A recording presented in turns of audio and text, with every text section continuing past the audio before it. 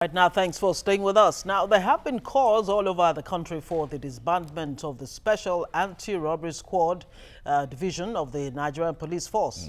Now, according to reports, SARS, as it is called, is not fighting crime. Rather, it engages in unwholesome and systematic extortion, blackmail, torture, and extrajudicial murder, according to some reports by people and reaction from Nigerians. Sometimes. All right, let's give you some instances then. Abosede Adekoya, whose husband was wrongfully arrested and still in detention, spoke to us earlier. She said the police are yet to let her know the whereabouts of her husband. Now, even the intervention of the NBA chairman, Ikeja chapter Additional Gumola, failed. He was arrested on Tuesday without anything. He done nothing. On Tuesday, I was at home when somebody called me that my husband has been arrested. And I asked that person, I said, what for? He said he didn't know. I said, okay. I called Honorable Adewale, which he did not know about that my husband has been arrested.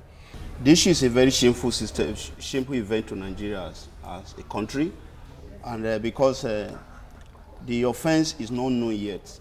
But all efforts since on Wednesday that have been on this very issue, what the Nigeria police is telling me is shameful to the country, shameful to Nigeria police, in the sense that you have a suspect, no matter the crime. Why not you allow the lawyer or the family to reach this person?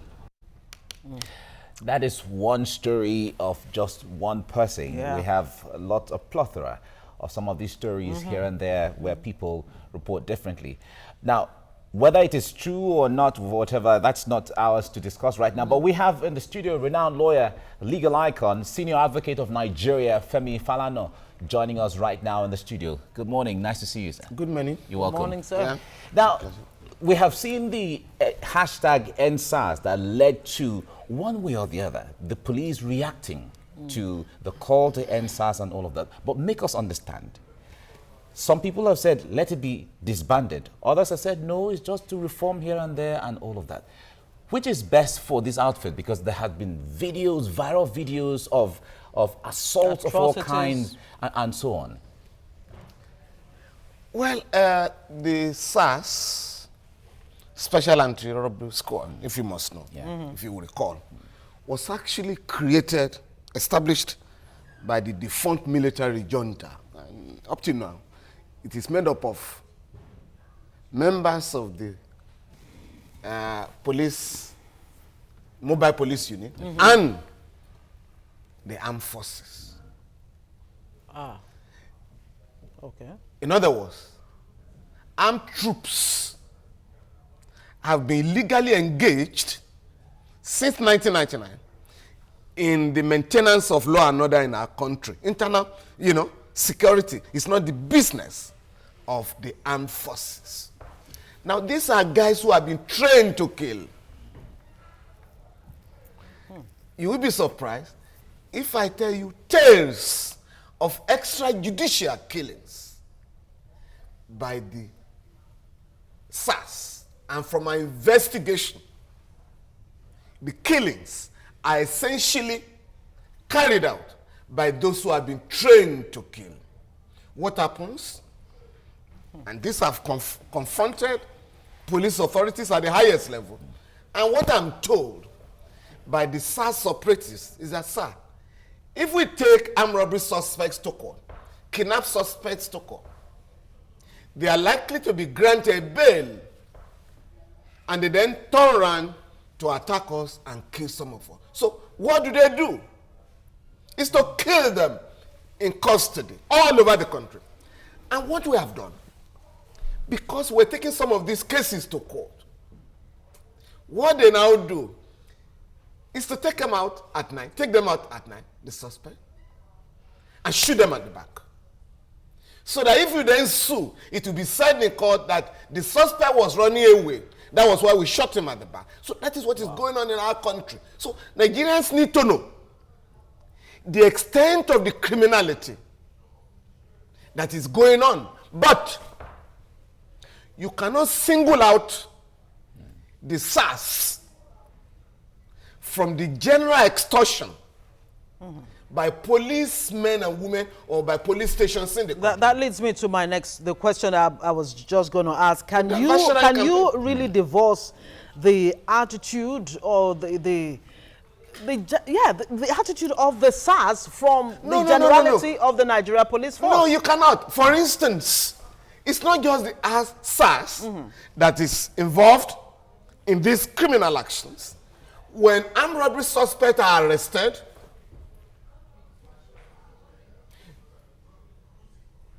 or people said to be armed robbers, Yeah. Okay.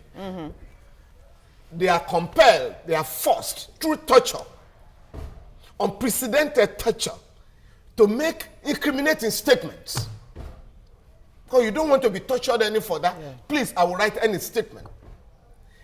The next stage is to parade them before the media. You don't parade a big man or a big woman, but you parade the poor. And so you guys in the media take part in the massive violations of the rights of suspects. Meanwhile, they are presumed to be innocent on that one. Until proven So guilty. in those press conferences, usually addressed by the heads of the police command in each state and the FCT, the media men and women participate. After the suspects have been introduced and photographed, media men and women are allowed to subject them to cross-examination. Which shouldn't be happening. No, we shouldn't be. Because we have judgments of court, not less than 5, to defend that parade of suspects is illegal. So when you have that kind of situation, as soon as the parade is over, That's it. they are never taken to any court. In 2014, I did a study. 532 criminal suspects were paraded as armed robbery suspects and kidnapped suspects. And at the end of the year, I'm trying to find out from the police authorities, in which courts are these guys being tried? Nobody could provide an answer.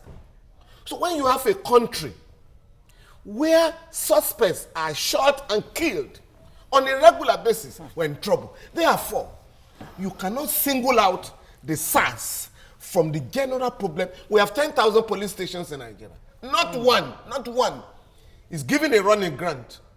So you are talking of extortion by SARS.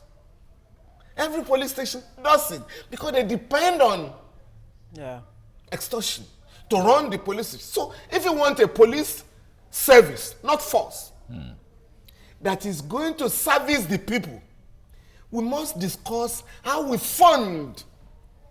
That's an issue I'd want us to explore much later in this discussion. Exactly. Very, very good points that you just raised there. But let's quickly look at you mentioned something now about, maybe we should even just go straight to it. The issue of funding of the Nigeria police. Yes. Idris Ibrahim, the IG of the police, only recently in response to the SARS campaign, called for a reformation or reforming of the Nigeria police. Now, beyond just calling for the reform of the police, who is even going to be who will be doing the reforming or reformation in the first place? That's the first question. And how? Because the same IG cried out about low or poor, dismal funding of the Nigeria police. In fairness to the IGP, Mr. Ibrahim Idris, yes, I must say that this is the first time, again, this is based on the campaign by Nigeria, this is the first time that the police authorities in Nigeria have admitted that the SARS has run to a cul-de-sac. And that institution needs to be assisted. This is the first time. I remember in 2009, the Amnesty International produced a fantastic report on the violations of the rights of Nigerians by SARS. In fact, gave names of those who were killed in detention and their photographs. The police came out to say, oh, Amnesty was out to embarrass the government of Nigeria and dismiss the report with a wave of the hand. And we have had such cases. But I can tell you why this unfortunate situation has continued in our country. Nigerians generally are used to moving on. Our rights are violated, we just move on. Many times, I mean, we have refused to take advantage of the law. I just listened to the lady now. Yeah. And that is why Nigerians have to take advantage of the provisions of the Administration of Criminal Justice Act in order to stop all these frivolous violations. We decided to mobilize the government, and the National Assembly passed that law. I will tell you, for instance, Ngozi, number one, everybody who is arrested is entitled at no cost to him or her. At no cost. To have his arrest or arrest reported to members of the family. You must be asked as a suspect, who is your next of kin? As soon as you land in the police station, so that the family members are informed. Number two, no suspect shall be subjected to torture or inhuman or degrading treatment. So when you guys in the media see suspect being paraded, and they are, they have been soaked in blood, you must find out what happened. And their eyes, you can see evidence of torture. It's against the law.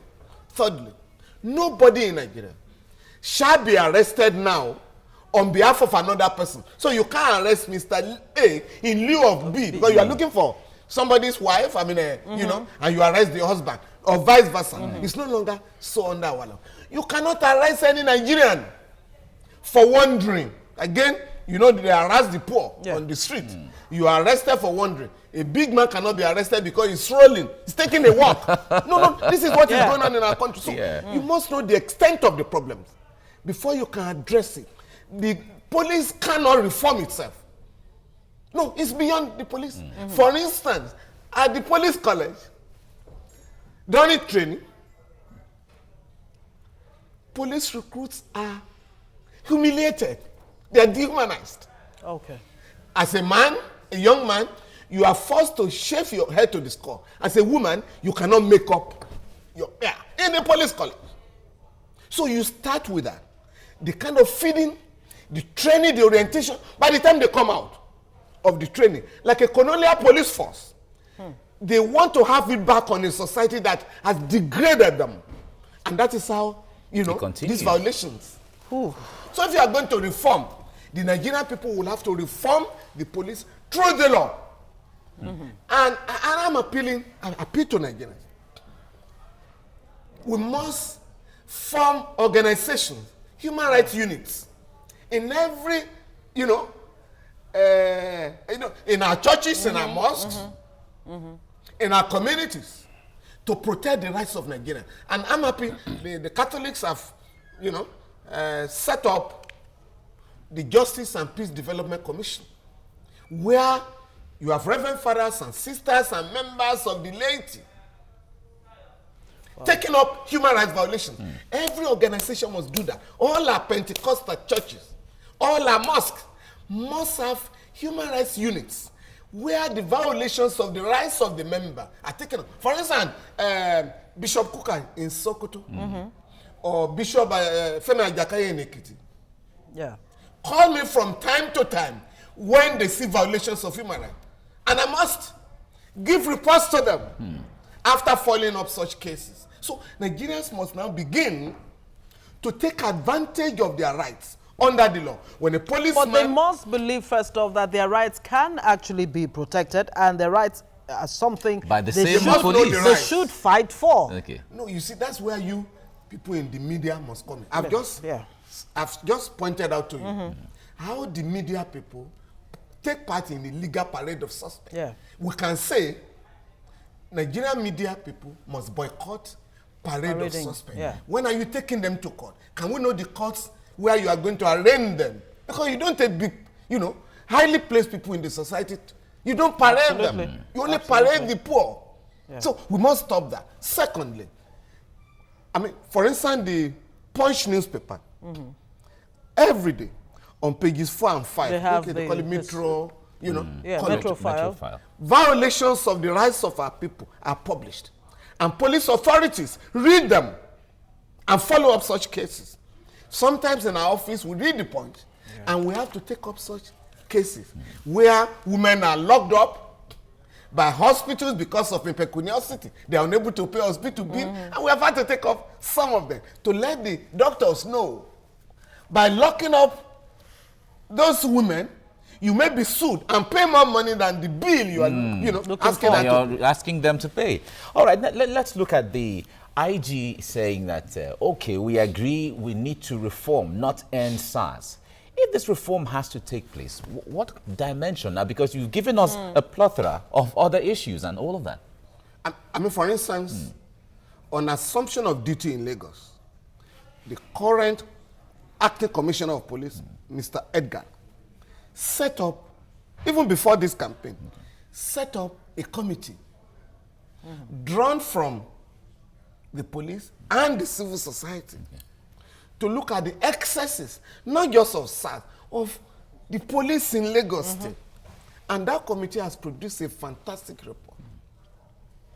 The commissioner is already implementing the recommendation. For instance, the CP has given out numbers, telephone numbers, to call if you are extorted or there is a demand for bribe by a policeman. If your right is violated by a policeman or woman, you can call those numbers and the commissioner will take it up.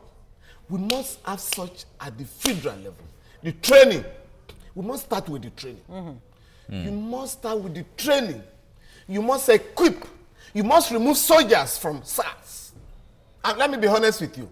This system isn't going to abolish SARS. Let's be honest. They cannot abolish SARS. No, it's not possible. Because every state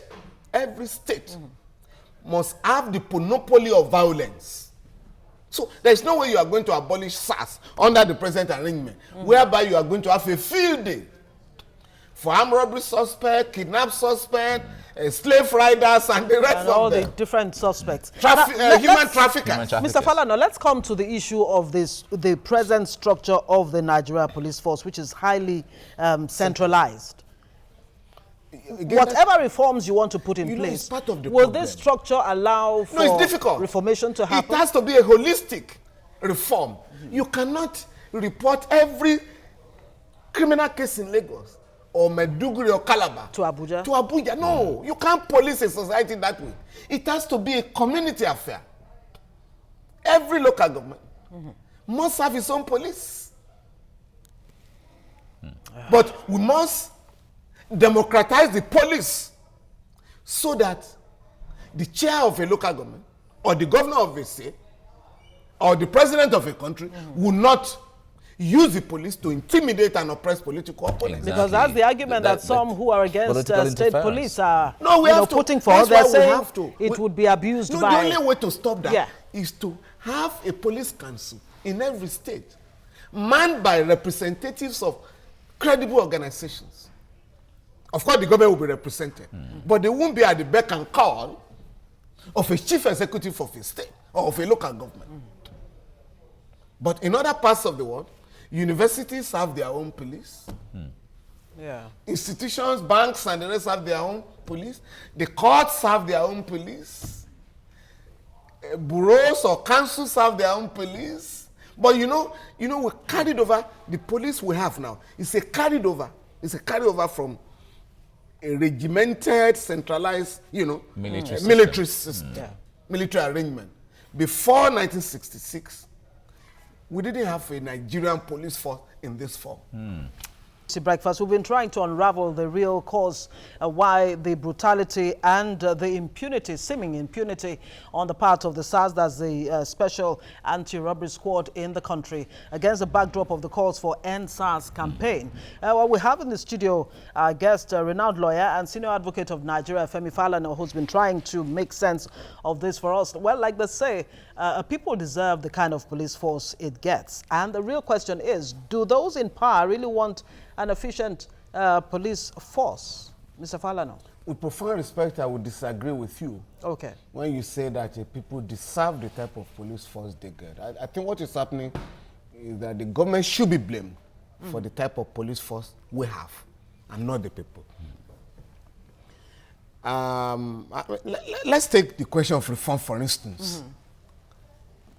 As I did say earlier, we have the Administration of Criminal Justice Act that has outlawed the meting out of torture to suspects. That law now says every suspect must be treated with dignity. 2, nobody shall be arrested for wandering or vagrancy. No Nigerian shall be arrested in lieu of another person.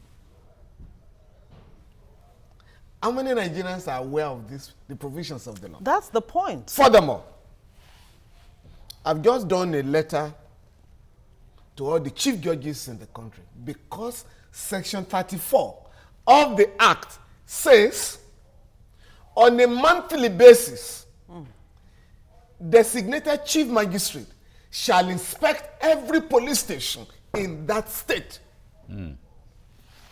And during the course of inspection, the magistrate shall ensure that all cases, everybody who is there is granted bail or recommended for arraignment. So if this happens on a monthly basis, illegal detention of suspects will cease. And of course, reports have to be written of the policemen or women involved in violating or making illegal arrests. But unfortunately, this law is not being followed. No, and that is why it should have been the case since May 2015. Because it has not been done anywhere in Nigeria. I'm just trying to activate, and ensure that the provisions of the law are enforced. If by January, any chief judge of any of the state has not appointed or designated some magistrates to do this job, I'm going to court to ask for mandamus to compel compliance. All right, with these provisions of the law that had been there all the while, would it be that there won't be need even for the reformation of the police? No, in the that law has context? reformed the police. For instance, Section 16 of that law says there shall be a central criminal registry in Abuja, in the office of the Inspector General of Police, and each of the state police command shall have a criminal registry for the keeping of the record of all arrests made quarterly. Now, at the federal level, the Inspector General of Police shall furnish the office of the Attorney General of the Federation with the records of arrest. And the office of the Attorney General shall, Section 29, maintain a database, electronic and manual database, to keep the records of all those who have been arrested, judgments that have been delivered in all criminal courts in the country. Now, nobody is implementing the provisions of the law. My colleagues who are attorneys general all over the country have to come in to protect Nigerians under the law.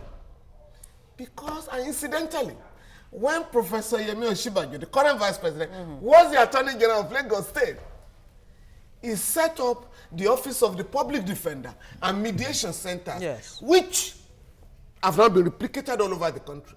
I'm urging Nigerians, approach the National Human Rights Commission, approach the Office of the Public Defender in each of the states, approach the human rights organizations, and approach your churches and mosques when your rights are violated, so that these organizations can protect the rights of Nigerians under the law. For instance, when a Nigerian is arrested, and I've told you, the police must, or the SSS, or EFCC must immediately inform your relation. Oh, so person is with us. Can you come for his bail? Because bail has become automatic. Which means they must be allowed to make that phone call. Oh, so, no, they will. Or at the expense of the state. At the expense of the state. Oh, yes. Okay. Not the phones taken away from them and all of that. I mean, what happens in the prisons? Cells are searched for seizure of telephone. Why? And I've tried to tell the prison authorities. Under your law, these guys are entitled to communicate with their relations every day, to talk to their lawyers. Under this act, when you arrest a suspect, he has the right to say, sorry, before I make a statement, I must contact my lawyer and seek advice. If you do that in a police station, you are slapped. Immediately you say that. Do you think we're in the court? Why must your lawyer be here? But like the late fella will insist, the fella Nicola Pokuti will insist. Sorry, until I've seen my lawyer, I will never make a statement. But how many Nigerians really have these services or access to the services of a lawyer? No, that can the law, easily say, I need to call my no, lawyer. because Isn't the that law, another problem in itself? The law has now insisted Yes. that you must get a lawyer for him or her. On paper. On paper, how no, do we realize no. this? Once the law has provided, it is now our duty as citizens to get the government to fund the services of such lawyers. Okay, so the ignorance on the part of citizens is not an excuse as far as this is concerned. Know the law first, No, it's and an then excuse. know how to. It's an excuse in a country where over 61 million people are illiterate. Okay. Where you have 60 million children roaming the street because of illiteracy.